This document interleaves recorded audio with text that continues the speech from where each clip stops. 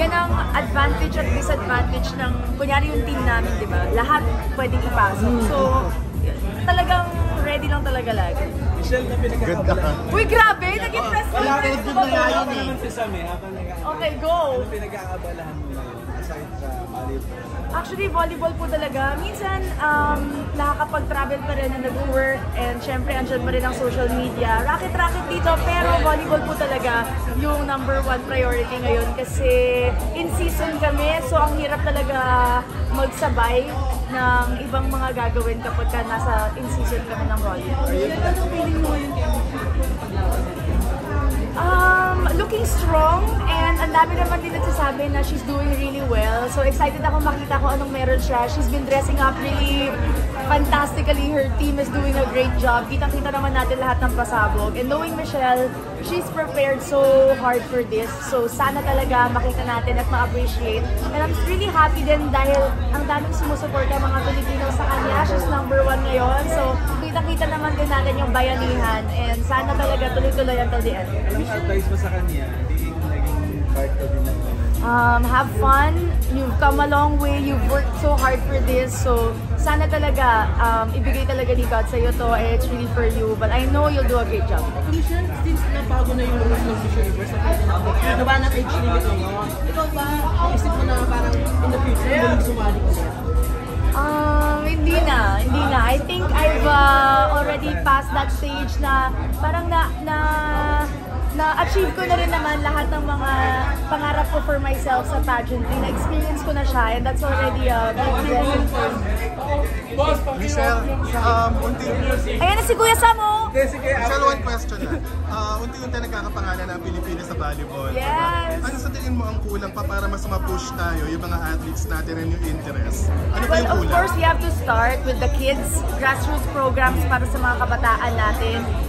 Kailangan talaga mas uniform yung pagturo natin ng volleyball. Hindi pwedeng paiba-iba ng skill, paiba-iba ng style.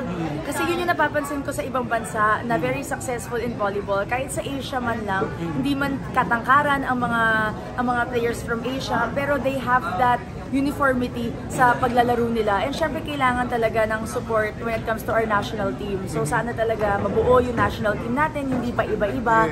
Every season, malaking bagay po yun na continuous yung program for our national teams. Not only for volleyball, but all the sports na meron po yung ating bansa. Michelle, anong sabi mo sa relasyon nila ng kapatid mo na si Marco at si Christine? Oh, wow! Okay. I'm very happy. I've been with them for a couple of times.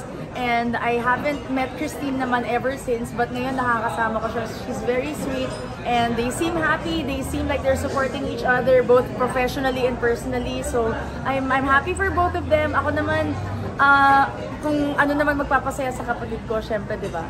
Stricta ako pero support din. Pero you consider Christine parang as your sister na rin? Sister, yes, she's a good friend. Pero yung sister, syempre, aantay natin yung kasalan. But I'm very happy kasi she's also someone na very close to our family. So parang nagiging kapatid na rin namin siya ngayon. Dahil nga, lagi kami magkakasama. 4 kami magkakapatid na babae. So we're always more, parang close talaga kami sa mga girls. May plans na ba daw sila? Wala pa naman. Grabe, bago pa lang. But are you, boto ka ba sa kanya? Kaka-hard, ano tawag ngayon? Hard reveal? Kaka-reveal. Sakali ba, boto ka sa relationship nilang dalawa? Kung mag-level up na. Kung mag-level up, na kay Marco talaga yan. Wala pa naman ako nababalitaan. I don't know kung kayo may nababalitaan na kayo. Ako wala pa naman. Pero ako, support ako kung ano magpapasaya sa kapatid ko. What will make him a better man and a better person. Then I'll be happy for him, no matter what. How close you are to her? Gaano ka ka-close kay Christine? We're close. She's not someone na nakilala ko ever since kasi. Like, even before the relationship, I've met her a couple of times with Viva, pero not